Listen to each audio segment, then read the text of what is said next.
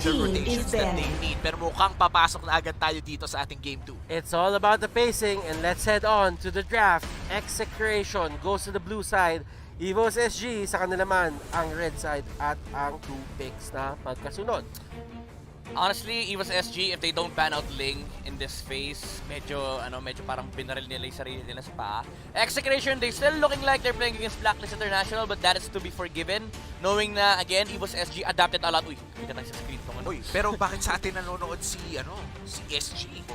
Wow, Ibang team yan. Oh, wait, ibang team ba yun? Ibang team yan. Oh, okay, they still ban out the glue. EVOS SG respecting the hero pool of Execration. Pero remember, Execration, their first pick. Ang daming first pick material ni Execration. There's the Lunox, there's the Selena, there's the Kufra, and there's also the Benedetta. And looking at the bans right now, no, it was SG, Execration. As you said earlier, Midnight, talagang they're looking towards the same type of bans. And feeling ko, EVOS SG, they're still quite confident on how they drafted in first game. Alam nila that it should have worked out for them, pero hindi gumana. They're still sticking to what worked, at least on the most part, and maybe adjust yung mga konting microplay na nagkamali sila na mamaya pa natin makikita. Execration, tatanggalin nila ulit ang Matilda. This is very much identical sa first game bans natin for Execration. Yeah, yun yung sinasabi natin kanina na sobrang typical nito for Execration, that they opt to ban out the Matilda as last kasi tinitignan nila yung viable options, especially when their second pick. Talagang hindi nila pinapakita yung Matilda ban kasi they want to pressure the first pick team to pick up the Matilda. Now, they're on the first pick. They're telling EVOS SG na wala kaming balak mag-Matilda like ever, like legit, no? Kasi ang mga first pick materials dito for Exe is Selena's, Lunox, okay, there you go, the Eve ban. EVOS SG opted to ban out the Eve. This is probably a Selena first pick for Execration. Let's see. First 3 bans for both teams, natanggal na nila, and Execration taking their time, hindi sila nagmamadali, ang daming options na open. You still have the Benedetta, you even have a Jawhead, you can even pick a Kufra if you want to. Ang dami talagang pwede. Well, for the side of EVOS SG, para sa akin, napaka-familiar na opponent yung ganitong drafting na ginagawa ng Execration. It's like you drafted for your grand finals para sa side ng Execration. And Execration, feeling ko nga pwede pa nilang ilabas. Sa tingin nyo ba may ilalabas pa silang Bane Faramis dito? Pag nag-first pick Selena sila pa, hindi. Mukhang ilalabas nila ang Jawhead. Magkakaroon ba ng seminar dito si Chakno kung paano mag-Jawhead? And Execration, they definitely go for aggressive playstyle. And ito, napaka-aggressive ni Jawhead, especially if early game ang usapan. Kanina nga lang Midnight, EVOS SG, they got the Jawhead pero hindi tayo nakikita ng aggressive rotations from EVOS SG. They used that Jawhead a little bit defensively at talagang nag-go lang sila for skirmishes on actual big fights. Well, again, that's the problem of facing a Grok as a Jawhead. You can't literally make any offensive moves without a flicker kasi yun lang yung option mo na mag-flicker ka, hanapin mo yung target sa likod ni Grok, then try to take down that target. Kasi nga, ang ginagawa lang ni Chakno is parang dito. Now, I like the Jawhead first pick from Execration. This is them understanding that EVOS SG or Singapore in general doesn't really pick the Selena on the first 2 picks. Lagi nilang tina-third pick si Selena or banned on the second phase. So they opted to go for the Jawhead para makuha nila yung maximized hero pool with Chakno, and they let go of the Granger Benedetta para makuha nila yung Selena. So this is overall good understanding from Execration as to how Singapore likes playing with the 2 picks on the red side. This is quite scary for the side of Execration. This is the tempo setting heroes na hinahanap ng Execration. If they ever command yung rhythm nga, katulad sinabi natin, if they want to be aggressive, they can. But right now, hero stats ni Harith, it's a 100% Okay na. Pwede na. Pwede na. Ano pwede na? Hindi ko nakita. 100% win rate si Harith. Nako syempre, 1 game pa lang, pero 100%. 4 games. 4 games na ba? 4 games. So, match 4 na. Ayaw nga pala, sorry. Akala ko for this match lang, pero 100% win rate on this Harith plus a Selena pick from etong Max. So, nabanggit ni Butters dito na merong tempo control ang EVOS SG. But for Execration, feeling ko, yung tempo control nila, may skill shot lang. Kumbaga, pag kumagat ang kanilang Abyssal Arrow o kumagat yung eject sa tamang target, mabibreak nila yung tempo na meron ang EVOS SG. But I love this Popol and Grupa pick, Talagang gusto nilang tapatan ang ibibigay ng Selena. And Popolet Koopa, EVOS SG, that is going to be their Your pick. team is And banned. Execration, Lunox naman na kanila tinanggal. Well, for EVOS SG, tinanggal nila yung Lord na pwedeng gamitin ni Kel VJ. Actually, I like the Popolet Koopa pickup from EVOS SG. There's no Farsa potential anymore as they already saw Selena and Harith. Now you have to take out the Lancelot of KLBJ. Even if it's not the best assassin that Execration has played, it's really good against the lineup of EVOS SG. Yung Popolet Koopa, Benedetta, and Granger, napakahirap labanan ng Lancelot if you have these three heroes. Unless they're willing to let go of the Lancelot and pick up something on the sideline, like for example, the Parats. Para lang may ma-maximize nila yung fact na pwede kasing i-pick ni Execration yung Selena tsaka Lancelot. So most likely parang alam mo, tinetelegraph lang ni EVOS SG. Okay, maglalan Selena sa Exe, ang ganda ng first pick Barat sa atin sa second phase. Yeah, and they ban out the Pakito. Ibig sabihin, inopen nila yung sinasabi mong Lancelot and Execration. They ban out the Varsa even if it's more of a reactive. Kumbaga, ayaw nilang may kalaban na Varsa on EVOS SG side. Now, they have actually ang daming options ng Execration dito ngayon against EVOS SG. The Selena against the Popolet Koopa alone would be a battle of information. But apart from that, the tempo could easily switch between two teams. The early damage coming in from Granger and Benedetta versus yung early potential na tumama yung mga skill shots neto ni Selena to the follow-up of the Jawhead. Again, Execration versus EVOS SG based on the first 3 picks alone, talagang magiging ano yung term nyo doon? Yung pag sobrang ma-action Bakbakan. Bakbakan? O balagbagan? Balagbagan. Action Jackson. Madami. Hinahanap ko yung term eh. Kasi merong Action Jackson eh. Marami. Ayan na Lance. Oo. Ayan na Lance. Okay, I pero like ito, it. Lance and Uranus, ang last pick ng Execration, last 2 picks rather, EVOS SG, they go for Rafaela, which means there is a probability na kumuha na sila ng tank side laner. Kasi nga medyo kulang yung kanilang tanking potential. There's two ways to go about this for EVOS SG. Tama yung sinabi ni Batis kanina, tank. Semi-tank actually, like the heroes of Yuzong, Babarats. Pero one thing that they could go for is they can flex the Benedetta XP lane and they can actually go for a Hayabusa gold lane. Wow, that is gonna be a big turn for EVOS SG if ever. But I want to point out the Rafaela pick. I like this Rafaela pick mainly because it answers a lot of the... Oh wow, they're actually gonna flex the Benedetta, but they're not gonna go for a gold lane Hayabusa. They're gonna go for the Alice instead in the gold lane. Panapat dito kay Kendra. It is a great catch. Madali siyang makapag-zone out ng mga tao sa sarili nila ng mga comfort zone, specifically yung mga Zaman Force. And this is going to be interesting. EVOS SG, are they gonna take us to a game number 3? But right now, we will introduce the players with their heroes at kung hindi tayo papasok sa Land of Dawn, yung bilog na naman ay lalabas anytime soon. Nasaan yung sound effect? Hindi nyo naman ginawa eh. Ba't yung sa akin inaasa lahat? Ay, pasensya na kapatid. Papasok na tayo sa ating game number 2. Ano yan?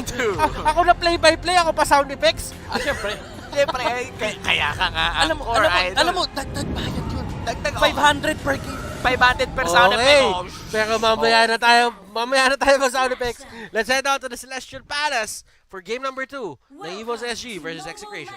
And at I think this is standard rotations coming in for the side of EVOS SG. Medyo gusto lang nilang maging safe, kumbaga. Tinitikitan na nila si Granger. Alam nila kung ano nangyari ng game 1. Yeah, you know what? Honestly, I would have preferred the Esmeralda pick for EVOS SG over the Alice. Kasi gets ko yung idea. You're against Uranus, pero you're also against a Harem. Medyo losing match na kagad yun for EVOS SG.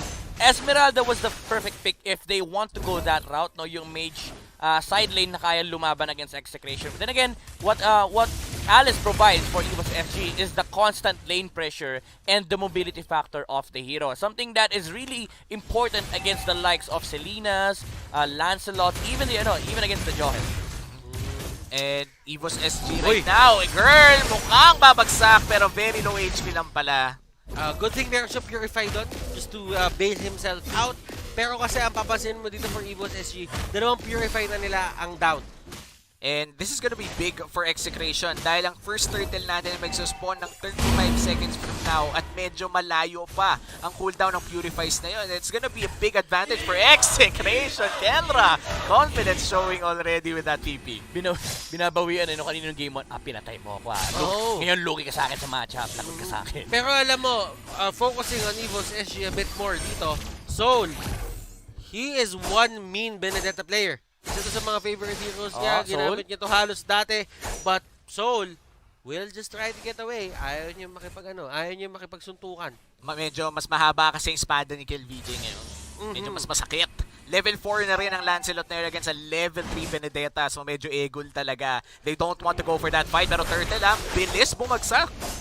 Mabilis talaga bumagsak, men. Pero yun, hindi mabilis ang hindi mabilis. Well, mabilis.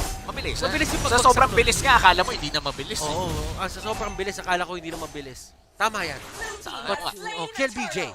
Nakuha niya yung turtle, pero hindi natin nakikita yung sa baba. So, isipin nyo na lang na yung nakakuha niya. Oo nga, and that gives Execration a big gold lead, at least for the early game. First Blood plus Turtle, that's an immediate 800 gold lead para sa Execration. Ano kayong gagawin nila dito sa tempo na sila yung nag-start? Baga sila yung naglapag ng unang paa sa sayaw na mangyayari in this game. And tignan mo yung pwesto dito na Execration, doon sa mapa ng EVOS SG, masyado silang tapak dito sa may mismong gitna na ng Tier 2 at Tier 3 turrets. Gusto pumunta sa Singapore na rin siya. Nako, baka nga nasa Poland na dong, papasok na doon sa inhibitor. Ano gusto pumunta? Di ba nasa Singapore naman? Oo nga pala.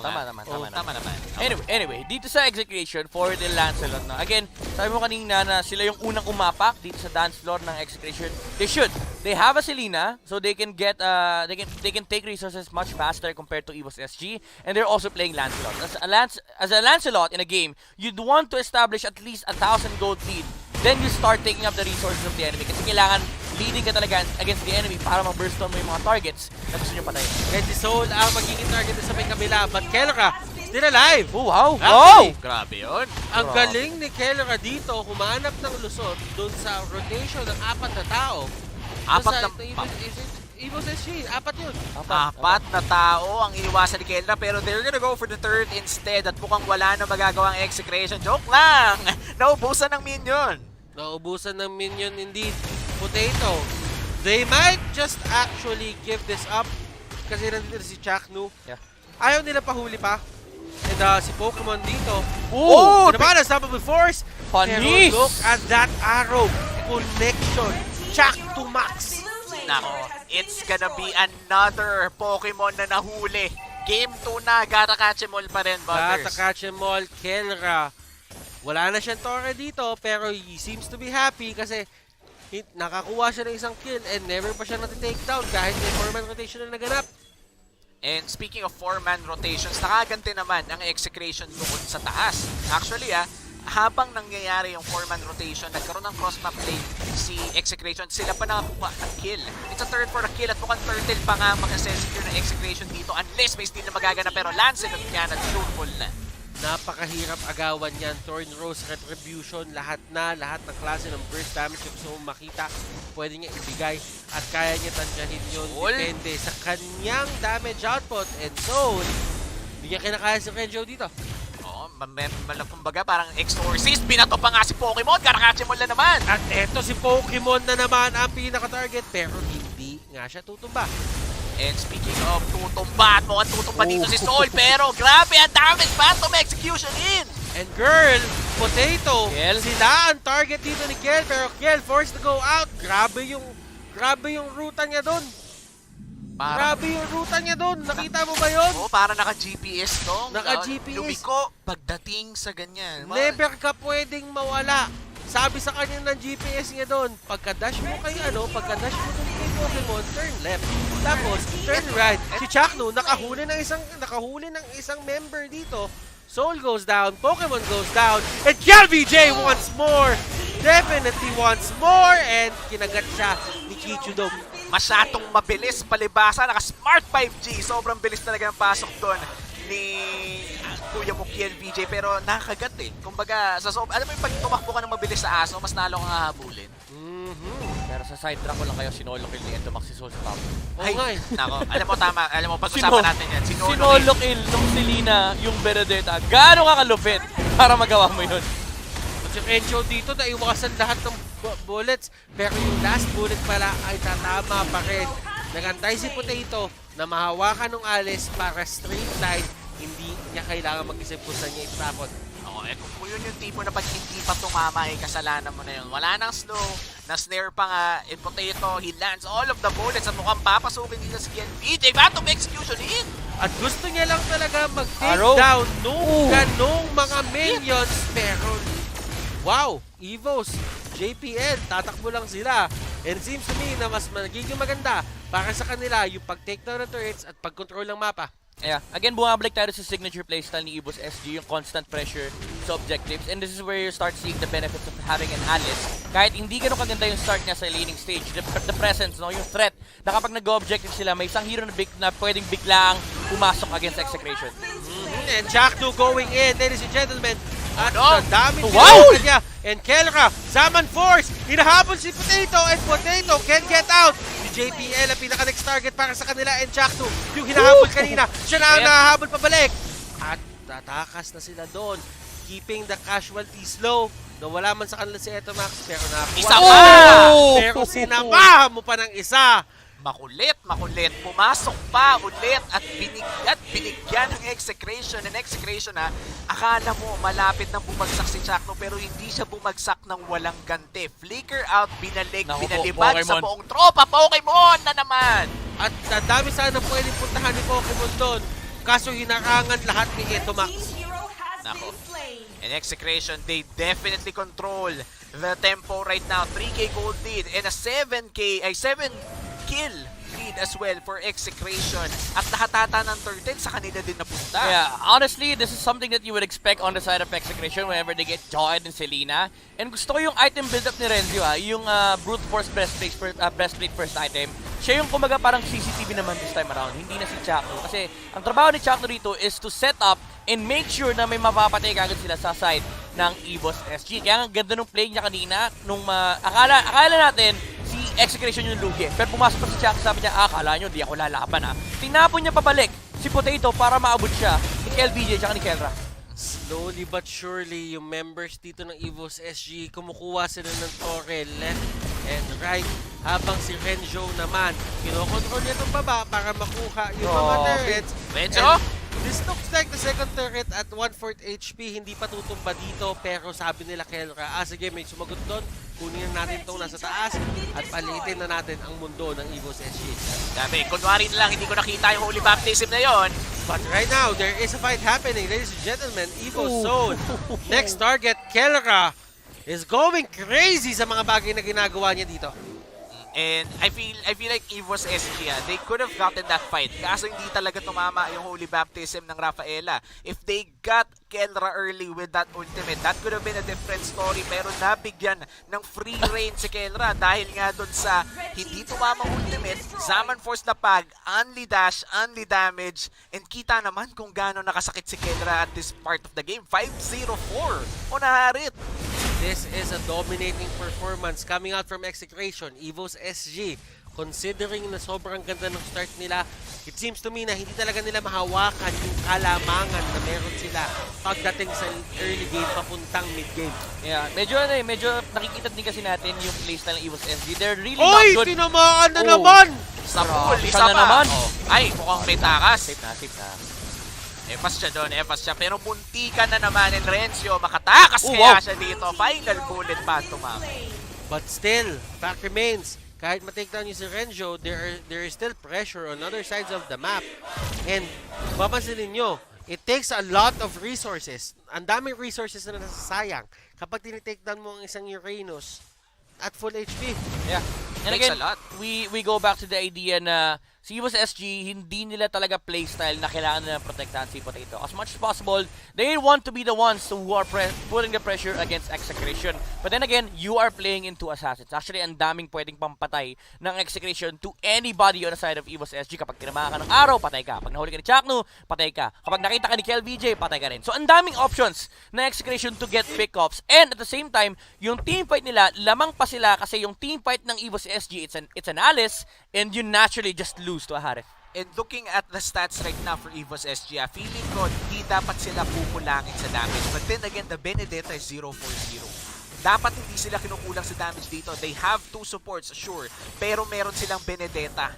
Kaso nga lang, 0-4-0. The moment na hindi magkaroon ng maraming items or at least 2 items on time ang isang Benedetta, medyo kukulangin talaga ang damage. Even when you land the Alecto final blow. But you do have to remember, late game potential, there is some in EVOS SG. The Alice is there. Considering pa na talagang kailangan pang i-set up or kailangan pa talagang patagalin yung laro para sa kanila ngayon. But for the side of Execration, they do have the Harith. Meron pa silang Kill VJ dito at eto Max na kayang mag-pick up ng kahit sino at certain moments, and si Chaktu pwede pa siya maghain ng kills para sa teammates niya. Despite being dangerous for Execration, they will be securing this Lord, pero konti na lang That could have been a 3v5 or a 3v4 for EVOS SG, pero hindi nila kinuha. They didn't risk it. Yeah, things will about to become worse for EVOS SG. Na-pick up na yung Divine Glaive kay Kelrad. That Harith, yung damage output itong taong to, it's gonna hurt a lot on the side of EVOS SG. Si Sol tumatakbo, tinatakbuhan niya talaga at yung EVOS SG, hindi na sila lumalayo doon sa kanilang base. Alam nila na sobrang daming pick of potential na meron niya yung Execration na isang maling tapak nyo lang, literal, kaya kayo pasabugin. And Renjo gets out, pero nahuli sa likod si Potato at hindi ganun katagal yung pagkaka-disable sa kanya. Kenra, ayan, nakagante ng isa. Bagsak dito si Alice at mukhang Torre ang susunod nila. And that's a 1-4-1. Arrow? Wala namang nangyayari. Wala Easy ka lang. Wala namang nangyayari. Practice lang. Kinagat lang. Konting pagpasarap. And as you can see, there is a Lord going for the turret doon sa may taas. And unti-unting nawawalan dito ng space ang side ng EVOS SG at tumama na naman kay Soul. Pero Soul is much more ready sa mga ganyang areas. Kumbaga parang may arrow to the heart, laging may arrow to the soul naman dito sa ating game. Grabe si ito, sobrang lalim naman. Sobrang lalim. Imagine mo dong, sobrang lalim ng abyssal arrow, lumulusot na sa puso, diretsong kaluluwa na. Ganong asintado si ito, Max. Execration, they are just lurking the area. Kumbaga, ito yung pinakalamang nila para sa akin. Like, meron din naman ganito yung side ng EVOS SG. Pero I feel for Execration, yung freedom na meron sila sa mapa ngayon, parang dali maglagay ng abyssal trap. Para talaga makita yung mga tao sa paligid, pero si Chakra yung pinakalikod. And they're just gonna back off. Ayaw nila mag-engage. Disengage lang sila. I mean, at this point, Execration, they're just looking to get all the resources on the side of EVOS SG. Kapag may tinama ng araw, we go for it. Kapag may lumabas at natala na ng Chakra, we go for it. Pokemon! Naku po, meron siyang truncheon dito, pero this might be a disaster for EVOS SG. Rapo, mapasok. Yung pana hindi tatama, pero walang silang pakialam doon. Renjo and the others, they go in. Binato pa ni Chakra si Renjo palabas para save siya. 2 members on the side of EVOS SG down. Renjo and the others, andito sila sa area, and si Selena nasa labas. Bato na siya ng bato ng pana at hindi na naman tatama, pero those are good arrows kasi laging nazozone out, laging na-isolate yung ibang members ito sa side ng EVOS SG. At eto na si Kel VJ going in! Phantom Execution! Tumaba sa karamihan! And that is going to be it. Walang buhay dito para sa side ng EVOS SG and Execration. They take the series with a 2-0. Malinis na malinis, gentlemen. Malinis ang Pilipinas ngayon, mga kapatid. 2-0 din kanina. 2-0 din ngayon.